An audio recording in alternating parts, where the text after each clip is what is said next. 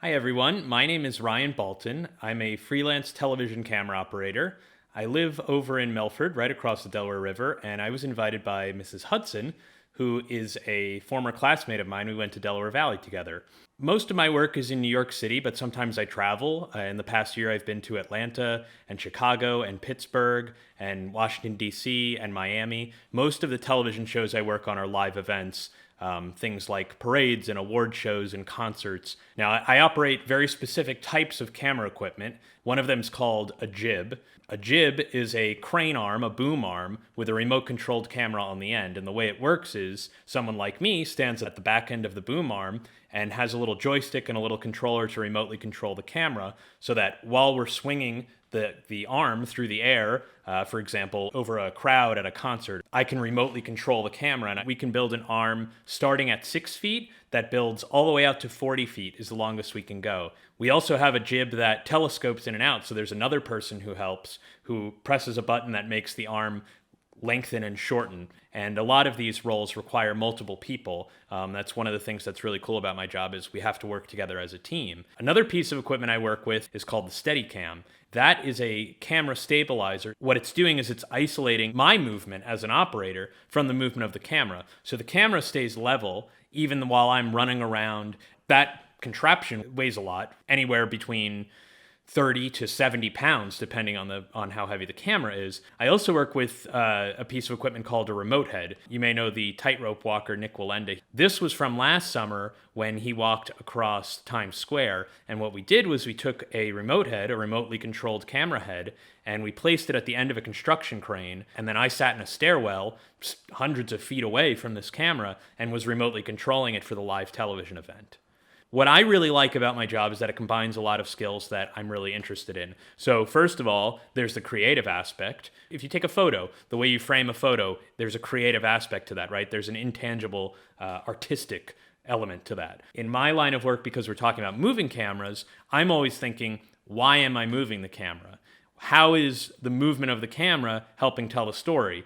There's also a lot of technical aspects to my job. You can see there's a lot of different components that go into this. There's a lot of electronic components that go into it. Being able to understand how to troubleshoot when something goes wrong is really important. In a live event, all of the cameras are going to one central control room, and we might need to figure out, well, I'm seeing my camera fine on my end, but they might not be able to see it. So I have to figure out where in that signal flow is there a problem. So there's a technical aspect. So creative, technical, and then there's also a very physical aspect. I mentioned how much the Steadicam weighs.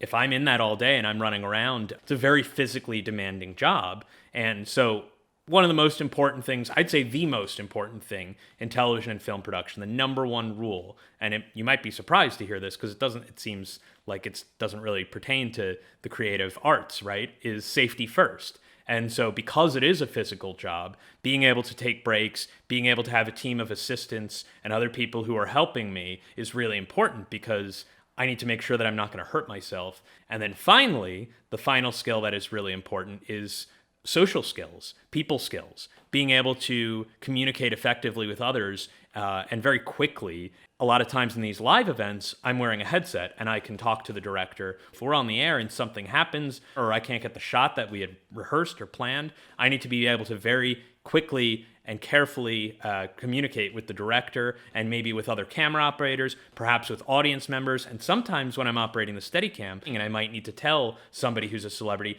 can you just step over this way for me, or would you mind doing it this way? I also need to be able to communicate with everybody who's helping me. So there are a lot of assistants. There's a job in television, live television, called a utility. And a person who's a utility is the one who runs cables for all of the cameras, who makes sure all of the monitors and feeds are working. And a lot of times I might need something from somebody who's a utility. I need to recognize that we're working as a team, and without their help, I can't do my job. So having social and interpersonal skills is very important. So that's what I really love about the job. It combines creative, technical, physical, and social skills. I would say the most important experiences I had were outside of the classroom. Now, that's not to say, like, don't do your homework and don't go to class. Of course you should. That comes first. But I found that getting involved with clubs throughout elementary school, middle school, and high school, doing volunteer work, was very important. And then also playing, I played an instrument. I played the cello growing up. So being a part of the band and orchestra, that was something that was a really important experience for me as well. One of the most important clubs that I was a member of that really shaped my path was working on our high school and our middle school newspaper at Delaware Valley. And I wound up being the editor-in-chief, and that was really a great experience to be able to not only build the skills of storytelling, but also learn about working with other people and being a leader. While I personally didn't participate in sports, I did go to probably more games than anybody else because I would cover the games for the for the school newspaper, but also for the local newspaper, the Gazette. And that was my first part-time job. Having that part-time job was really important to learn about deadlines and to learn about having a boss and somebody to report to, even while I was in high school. When you're old enough to get a job, I would say you should look for something that's interesting to you because, frankly, you're going to be working for the rest of your life one day. You might as well learn how to enjoy work. I thought, because of all of that, I wanted to be a journalist. So that led me to Syracuse University. They've got a really good journalism communications school called the Newhouse School. When I got there, I worked for the Daily Orange, which is the campus newspaper, and I also worked for the campus TV station, Citrus TV. And I quickly realized that my passion really was more in working behind the scenes in television.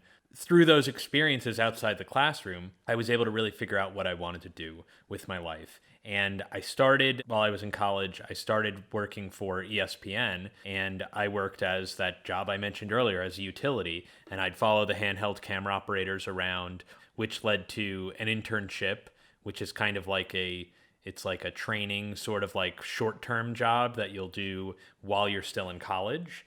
I did the internship with ESPN and wound up taking a full-time job there. I worked on all of ESPN's studio shows such as SportsCenter and NFL Live and Baseball Tonight. And while I was there, I built up skills that I eventually was able to use for what's called freelance work. The best example I can think of that you might apply to your life would be if your parents had some work done on their house and they call a contractor, they call somebody who repairs homes or remodels homes, and that person doesn't work for them full time, right? That person is only there for that one job, to do that one job on those certain days, and your parents would pay them for that time, for their time, for their services, and that's it. Freelance work in television or any sort of artistic field is similar, where you don't have the same office, you don't have a regular schedule, and you also don't have a consistent employer. So I'll work for all different clients and all different production companies all throughout the year. I only get paid for those hours or those days that I worked on a project, as opposed to somebody who has a full-time job where they work 40 or more hours a week for the same employer and they collect a paycheck. It doesn't work that way in the freelance world. There's a lot of great things about my job, and there's a lot of difficult things about my job. Like I mentioned earlier, I get to combine creative, technical, physical, social skills. I also have a front row seat to a lot of really cool events. For one, working on Super Bowl halftime shows, and here's some behind-the-scenes footage. We put a 360 camera on top of a 30-foot jib that we were using this past year in Miami, and you can see how many people it takes and how much practice and orchestration it takes. We spend a week to get to this point where we practice even just getting the equipment on and off the field, and the staging people will come out and build the stage all between the first and second half. It's really a really cool show to be a part of because of the teamwork, and then also it's just one of the most watched television events of the year, and there's no room for error. Another show that was really cool to be a part of was the Grammy Awards when they were at Madison Square Garden in New York City a few years ago. I was operating the Steadicam that was up on the stage, so I would find, when an artist was winning an award, I would find them and I would carry them up as they were receiving the award. And I like doing these sorts of music events because I grew up playing the cello, and it kind of makes sense that how do we move the camera to help visually translate the music for the audience. Another show released in theaters was a documentary with New Jersey's own Bruce Springsteen, and we filmed a concert he performed in his barn at his horse farm in New Jersey, and that was just a really cool thing to be a part of.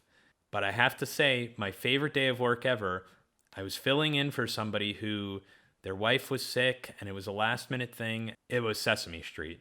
And that was really cool to be a part of. It really was just a magical experience. Everyone's so creative and so passionate. The puppets will actually stay in character. So by the end of the day, I was having a conversation with Bert and Ernie. We'd be in between takes, and Bert and Ernie would look over at me and say, "Oh, hey, Jib Ryan, how's your day going?" And it was just surreal. Now, this kind of leads into what's not so great about the job. And on that particular day, when I was working on Sesame Street, it was a last minute call, and I was on another job the night before. I was working on a show called The Great Christmas Light Fight. It's a reality show on ABC where people decorate their homes. Well, you can only shoot Christmas lights at night, right? It has to be dark out to see the Christmas lights on camera. I was working till 1, 2, 3 a.m. on that show, and then had to be up to be at Sesame Street at 8 a.m. the next morning. And that's one of the difficult things about the job is the hours. Another example is a weekend I had last fall where I was working on the Global Citizen Festival, which is a concert festival in Central Park. For that job, all of our equipment has to get wheeled from the Great Lawn in Central Park out to the street. And after the concert's done, it takes a few hours just to get out of there. So that's a very late night. The next day I worked on, it just came out on Netflix, Ben Platt's concert special at Radio City Music Hall. Well, Radio City Music Hall is a very busy venue. So we had to load all of the equipment in for that, rehearse and practice and get everything right, do the show, and then load everything back out. And that wound up being a 14-hour plus day. So working very long days is something that's a really big challenge. Another thing we don't have control of as camera operators in live events is the weather. The best example, the epitome of this, is New Year's Eve in Times Square for the ball drop. And we've worked in single-digit temperatures. We've worked in pouring rain. It can be a real challenge to have to work in those elements. It can be nights, weekends, holidays that we're working. And part of it also is when things come up last minute, like the Sesame Street job. If I had plans the next day to do something else with family and friends, I might not be able to do that. It is a really great job, and I love it a lot. Although it can be challenging with the elements and not having control of a schedule being a freelance worker. So as for the money, it can vary greatly. My first job at ESPN, now this was 8-9 years ago, and things have changed since then. I started at $30,000 per year.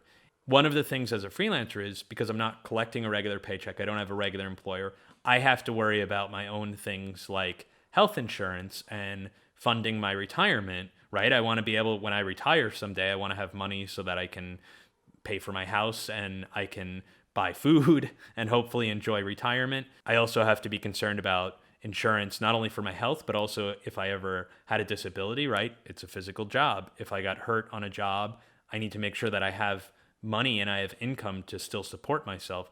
Freelance dollars are generally more because of that, because you're taking on more risk and you're taking on all of this other added overhead. Depending on what my role may be, what my job position is for the day, I may be an assistant who is loading the equipment in, building it, and then kind of waiting until the end of the day. I'm not actually operating the equipment, but I'm there in case something goes wrong or for safety. For something like that, I might make probably around $500 a day to start. And then it depends on how many hours we go. We'll make overtime, right? So we'll make a lot of extra money. Our rate will increase as the day goes on if we go past 8 or 10 hours in one day. And if I'm doing something, say, like operating Steadicam on the other end of it, I can actually make a couple $1,000s in one day if it's a very long day. And because of the strain that I'm putting on my body when I do that type of work, it costs more per hour. Even though it sounds like a lot of money, I may work that one Steadicam job where it's a 14-hour day, and then I may not work for a week or 2 or 3 or a month. You have to be prepared and you have to plan ahead and make sure that you have a careful budget if you're freelancing. And my final piece of advice, I think the most important thing about working in television, working in the media, and working anywhere, the most important thing, the key to it all, is don't be a jerk. I know it sounds silly. It sounds like elementary. It sounds like kindergarten, right? Like, oh, share your toys. It's so important to be a good person. It's so important to work together as a team. It's so important to have each other's backs, because when you have someone else's back, if they make a mistake or they need your help, Then when you make a mistake or you need their help, they'll have your back.